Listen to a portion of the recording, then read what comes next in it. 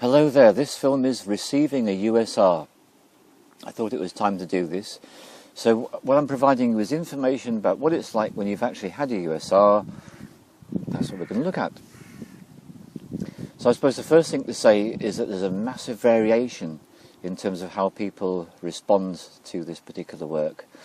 I've had a number of clients who are very clearly aware of me doing the work exactly when I'm doing it. They get precise feelings, they get even awareness of the guides that I'm working with, even the helpers sometimes too. And afterwards, I guess the most common feeling is a sense of peace and calmness. It's like the dramas, the daily things that bother people so much, they don't have the same effect on the person, because fundamentally there's two really important things which have happened, which is those intrusive energies, those negative energies which are what we all pick up during our lifetimes, have been removed. That leaves a person feeling so much more peaceful. I think that's the key word there, peaceful. And then the other part is actually the returning of the soul parts. And when the soul parts come back to the person, what it means to say for them is that all those packets of energy which were dissipated and scattered throughout the timelines, they're all back inside that person.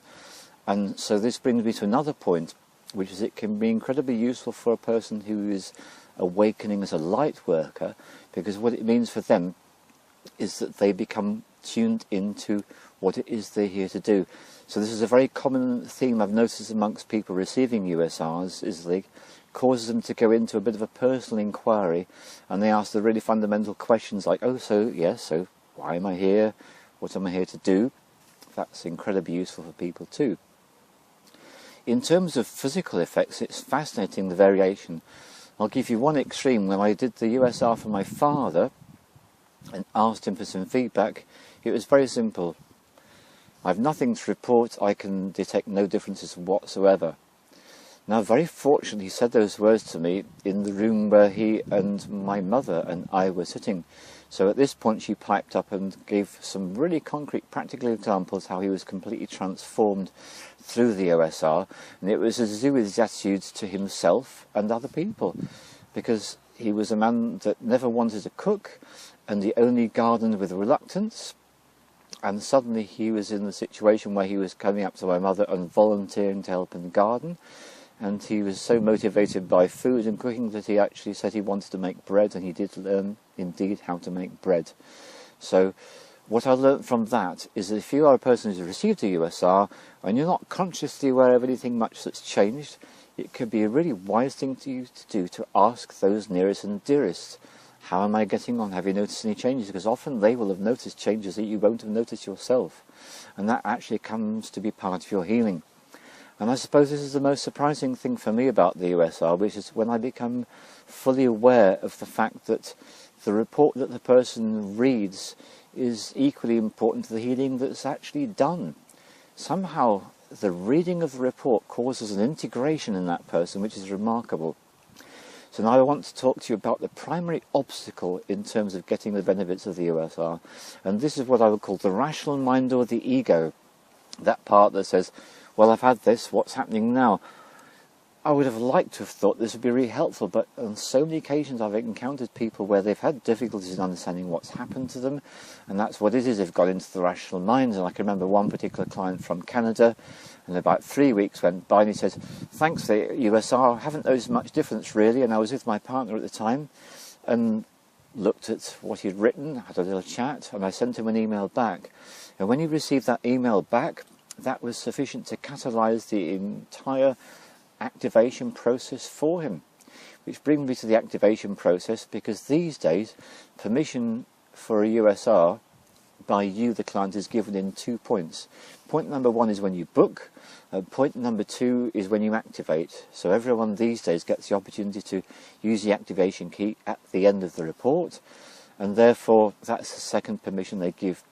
And this is another way that helps to subvert that part of the person that couldn't be persuaded to block.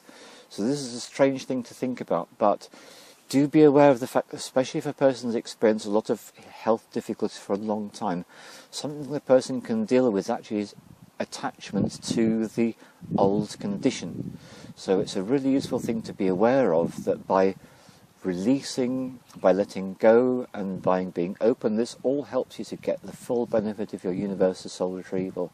So attitude's important too. Another thing I want to mention is that for some people, I notice that they express an initial interest in having a USR, and then a considerable period of time goes by before they book. And then finally they book, and they have the USR, and they get all the results. And that seems to be a necessary process for some people, that they do need to actually take time to go through the letting go. So some people, they actually go through letting go of what it is that's been holding them back before they've got it. So I want to give you a couple of examples over recent months, examples of how people have benefited. One person had been experiencing chronic pain for 18 years, and I did the healing work for her, and after she activated that, the chronic pain for 18 years gone. It can be as dramatic as that, which is, you can imagine how wonderful that is, to be a person who offers a service and get such amazing feedback. That's lovely. Another one is the case of a person that was operated in hospital, and the operation went wrong, and the person was left unable to function, and literally was just, all this person was able to do was to lie in the hospital bed twitching. And that person received their USR, and very quickly and gradually they got better, and they got to the point they could be discharged from hospital, and they're now continuing to recover and developing quality of health they've not had for a considerable period of time. It's lovely when I get such feedback coming in from clients. I do appreciate that. A different example is people that have been exposed to what I call the misuse of magic, or dark magic. Some people do this consciously, and they decide to label themselves as a warlock or a witch or whatever, and they go out and they deliberately harm people, and it's all conscious. Other times it's simply a person that's in a very negative mind state, and they tend to have this almost inconceivably huge impulse just to spread negativity and poison amongst the people they know, to offload, to dump, this kind of thing. This is another example of how people can be affected by other people. And what is so wonderful to witness for me is, I had an experience where there was an entire family, and I did a piece of work on one of the people in that family, and then a long period of time went by after he'd received his USR, got his results, and then another family member was aware they were being affected badly by the same person that affected the first person badly, and they had their USR, and it was as if that huge interference they were released from.